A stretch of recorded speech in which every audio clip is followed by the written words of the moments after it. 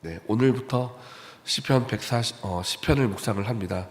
오늘은 시편 148편으로 할렐루야를 시작을 해서 할렐루야를 마치는, 그래서 그 별명이 할렐루야 시편을 우리가 묵상을 합니다. 할렐루야를 시작하고 마치기 때문에 주제가 무엇인지는 분명합니다. 할렐루야, 하나님을 찬양하라라는 것입니다. 하나님을 찬양하는 내용으로 가득 찬 이 시편 148편인데요. 그 찬양하는 존재가 어떠한지 우리가 살펴보면 우리가 교훈을 받을 수가 있습니다. 먼저 2절입니다. 2절에 모든 천사여 찬양하며 모든 군대여 그를 찬양할지어다, 이렇게 천사를 향해서, 군대를 향해서 찬양하라 말하고 있는데, 여기서 천사, 모든 군대라는 것은 우리가 알고 있는 것처럼 천사들을 말하고 있습니다. 하나님의 명령을 수행하고 있는 천사들, 영적인 존재들을 말하고 있는데, 그 큰 능력을 가진 존재들입니다. 그리고 시기적으로 보면 사람보다 먼저 지어진 존재이기도 합니다.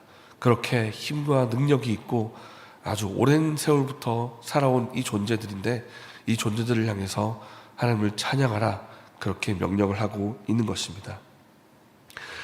그리고 하늘에 있는 영적인 존재에 이어서 하늘에 존재하는 해와 달들을 향해서도 찬양하라 명령하고 있습니다. 3절 말씀 4절입니다.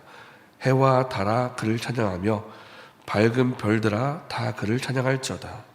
4절도 하늘의 하늘도 찬양하라, 하늘 위의 물들도 찬양하라, 그렇게 명령을 하고 있습니다. 우리가 통상 이해가 잘 되는 것은 사람을 향해서나 인격적인 존재를 향해서는 찬양하라 그러면 이해가 될 것입니다. 아, 찬양하라고 하는구나. 그런데 하늘에 있는 별들과 달과 태양과 같은 존재는 무생물입니다. 어떤 인격적인 존재가 아니고 무생물인데 어떻게 그들을 향해서도 찬양하라고 명령을 하는가, 그리고 그들이 찬양을 할 수가 있는가. 그런데 성경을 찬찬히 읽어보면 찬양할 수 있다는 생각이 듭니다. 왜냐하면 신약 성경에 예수님께서 그렇게 말씀하신 바가 있기 때문입니다. 예수님께서 예루살렘에 입성하실 때 수많은 무리가 예수님의 이름을 높이며 찬양을 했습니다. 그 모습을 시기했던 바리새인과 서기관들이 이렇게 말합니다. 선생이여, 당신의 제자들을 책망하소서, 노래 부르지 못하게 하소서, 이렇게 말했더니 예수님이 하시는 말씀이, 만약에 이들이 나를 높이고 노래하지 않는다면 이 예루살렘에 있는 돌들이 소리칠 것이다, 그렇게 말씀하신 바가 있습니다. 그러니까 돌들도 예수님의 이름을 소리칠 수 있다는 것입니다. 무생물도 하나님을 노래한다는 것입니다. 어떻게 노래하겠습니까? 하나님께서 창조하신 목적대로 태양은 태양처럼, 별은 별처럼, 달은 달처럼 그 만드신 목적대로 빛을 내고 광채를 내면서, 아, 도대체 이 빛을 만드신 분은 누군가, 이 아름다운 달을 만드신 분은 누군가 라고 하면서 만드신 분을 노래하게 하는 것입니다.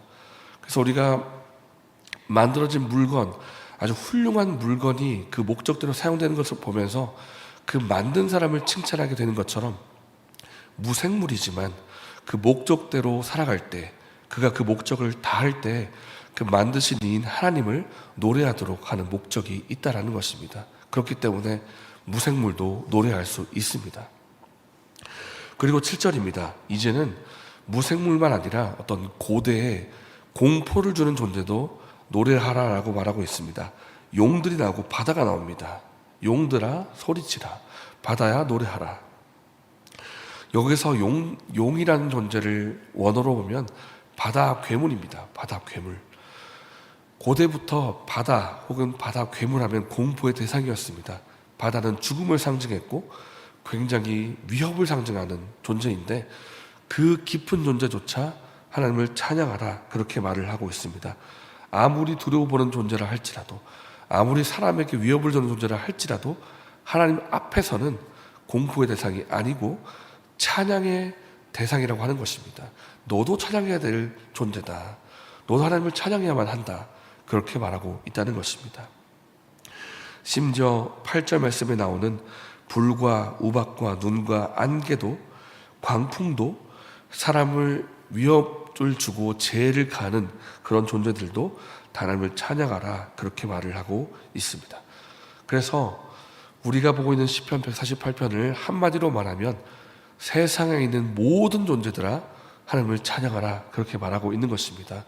영적인 존재나 물리적인 존재나 심지어 개념적인 존재라 할지라도, 우리가 머릿속으로 생각하는 존재라 할지라도 그 모든 것들이 다 하나님을 찬양해야 한다는 것을 보여주고 있는 것입니다. 그런데 이렇게 모든 존재를 대상 삼아서 하나님을 찬양하라 요청하는 이유가 무엇이겠습니까? 그것은 바로 그 다음에 나오는 우리 사람들을 향해서 찬양하도록 요청하고 싶기 때문입니다. 11절부터 14절을 보시기 바랍니다. 지금까지 하늘과 땅과 그리고 무생물과 사람에게 위협을 가는 재까지도 찬양하라고 외쳤던 시편 기자가 이제는 그 초점을 사람에게로 향하고 있습니다. 11절입니다. 세상의 왕들과 모든 백성들아 하나님을 찬양하라. 12절에 남녀노소 물어나고 하나님을 찬양하라. 결국 시편 기자가 말하고 싶은 것은 모든 존재가 하나님을 찬양한 것처럼 너희도 하나님을 찬양해야 된다. 너희 하나님의 백성들아 하나님을 찬양하라. 그래서 결국 사람을 향해서 하나님을 찬양하도록 요청하고 싶어서 이 모든 존재를 언급하고 있는 것입니다. 그래서 우리 사람도 역시 하나님을 찬양해야 합니다. 그렇다면 우리가 하나님을 찬양해야 한다는 것은 알겠는데요. 그런데 왜 찬양해야 될까요? 우리가 하나님을 찬양해야 된다면 이유가 무엇인가 하는 것을 13절과 14절에서 보여주고 있는데요. 우리가 함께 13절과 14절의 말씀을 읽겠습니다. 여호와의 이름을 찬양할지어다. 그의 이름이 홀로 높으시며 그의 영광이 땅과 하늘 위에 뛰어나심이로다. 그가 그의 백성의 뿔을 높이셨으니 그는 모든 성도 곧 그를 가까이하는 백성 이스라엘 자손의 찬양받으실 이로다. 할렐루야. 왜 우리가 하나님을 찬양해야 되겠습니까? 첫 번째로 하나님과 같은 분이 없으시기 때문입니다. 하나님은 방금 말한 것처럼 이 세상에서 가장 높으신 분이십니다. 가장 뛰어난 분이십니다.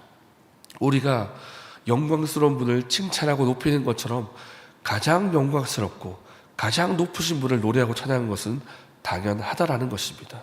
그리고 두 번째는 더 중요한 이유인데요.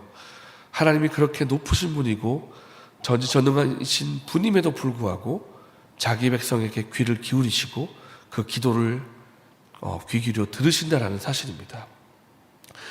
하나님께서 우리를 만드실 때 아주 따로 떼어서 나는 너희를 창조했으니 너희는 무조건 나를 높여야 된다. 나는 너를 이제부터 신경 쓰지 않겠어.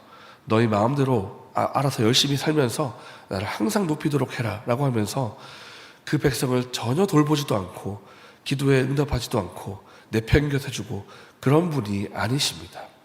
하나님은 가장 높으신 분이시지만 가장 낮은 곳에 임하시고 우리의 삶의 현장에 함께 하시는 분이시고 우리가 기도할 때 귀를 기울여 들으시고 응답하시는 분이기 때문에 우리가 또한 주님을 찬양해야 될 이유가 있다는 것입니다. 신명기 4장에서 모세가 이스라엘 백성을 향해서 이렇게 말했습니다. 우리 하나님 여호와께서 우리가 그에게 기도할 때마다 우리에게 가까이 하심과 같이 그 신이 가까이함을 얻는 큰 나라가 어디 있느냐. 우리가 기도할 때 그 귀를 기울이고 응답하는 그런 하나님이 어디 있느냐. 너희들이 지금까지 수많은 우상을 받겠지만 그 우상 가운데 기도할 때마다 귀를 기울이고 우리에게 가까이 하는 그런 신이 너희들은 본 적이 있느냐. 그렇게 말하고 있는 것입니다. 없다는 것입니다. 하나님이 그렇게 높은 분이고 영광 중에 계신 분이시지만 가장 낮은 곳에 임하시고 우리에게 기도할 때 귀를 기울이시고 응답하시는 분이시기 때문에 그렇게 우리를 친밀히 대하시는 하나님을 찬양하지 않을 수가 없다는 것입니다. 그렇기 때문에 우리의 결국의 반응이 무엇인가? 바로 14절인 것입니다. 그는 모든 성도 곧 그를 가까이 하는 백성 이스라엘 자손의 찬양받으실 이로다. 할렐루야. 그래서 결국 우리가 고백해야 될 것은 할렐루야 하라고 하나님을 찬양해야 한다는 것입니다. 하나님은 우리를 죄와 죽음에서 살리시는 분이십니다. 그리고 우리를 구원하시기 위해서 그 아들까지 아끼지 않으시고 우리를 위해서 내어주신 분이십니다. 우리를 친히 찾아 삼아 주시고 우리의 기도를 들으시고 응답하는 분이십니다. 이 하나님께 우리가 드릴 반응은 바로 찬양입니다. 할렐루야입니다. 그래서 우리가 오늘 하루 우리를 구원하시고 우리와 함께 하시고 우리의 기도를 들으시는 주님께 찬양과 감사의 고백을 드릴 수 있는 저와 여러분 되시기를 예수님의 이름으로 축복합니다. 이 시간 함께 말씀을 생각하면서 기도하겠습니다. 하나님, 모든 만물이 주를 찬양하는 것처럼 우리도 주님을 찬양하고 높이기를 소망합니다. 주님이 가장 뛰어나신 분이시기 때문이고 그 하나님께서 우리를 또한 가까이 하는 분이시기 때문입니다. 우리가 주님을 높이고 찬양할 때 찬양 중에 우리 가운데 임재하시고 주님의 사랑과 은혜를 그 임재 가운데서 마음껏 베풀어 주시옵소서. 이렇게 기도하시고 개인적인 제목을 기도하신 후에 자유롭게 돌아가시겠습니다.